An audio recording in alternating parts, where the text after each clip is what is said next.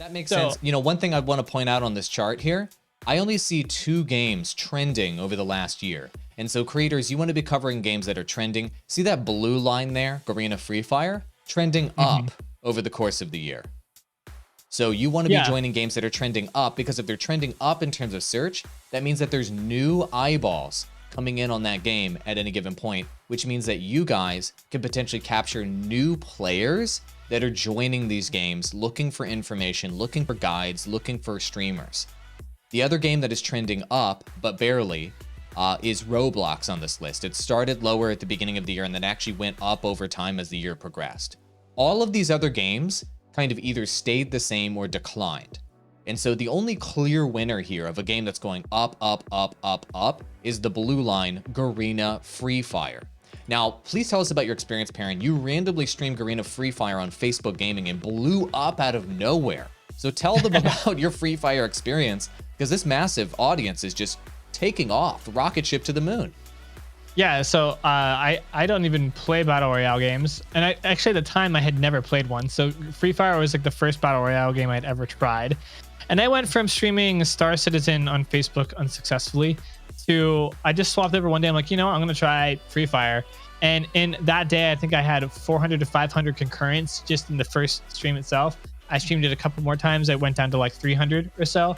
And I didn't have an audience before then. I just started streaming it and then 500 people showed up. Now, I did come up with a good concept. And I do think it was interesting for people to come to a North American English speaker who'd never played Battle Royale games before. That was like unknown to them. So that was interesting to a worldly audience. I had a lot of viewers from the Philippines, from India, from not the US, more Eastern nations, plus India being one of the big territories for viewership. So I got a more worldwide audience. I got a much higher concurrent viewership.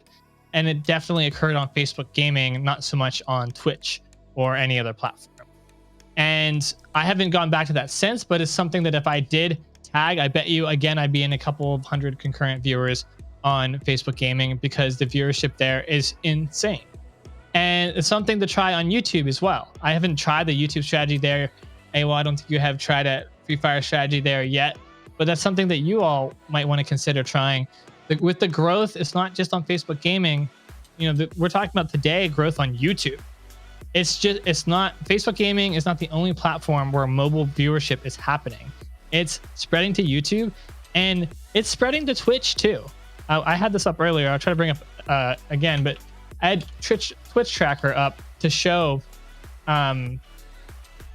Free Fire's growth versus Call of Duty Warzone on this platform too. And it's growing on Twitch as well. Let's see if we can find it here real quick.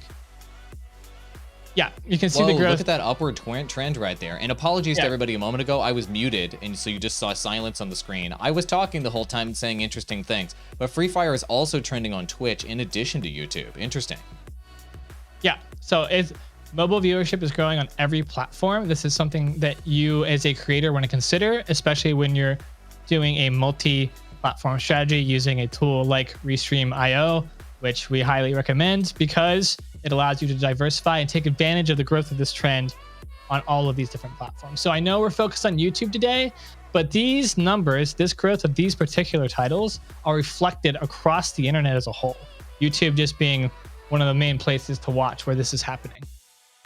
That totally makes sense. So I just dropped in our chat the link to use Restream. Like, for example, right now we are streaming to, we had 100 viewers a moment ago on Periscope. We've got 11 on YouTube, 2 on Facebook, like 8 or 9 on Twitch. And when you combine all of those together, we have between 50 to 100 concurrent viewers on this stream. But if we were only streaming on one of these platforms at a time, and for all of you guys out there that are streamers that are trying to grow, you're going to grow much slower only streaming on one platform. So why not stream on literally every platform at the same time using Restream? We're sponsored by them, and I actually restream twice every single day.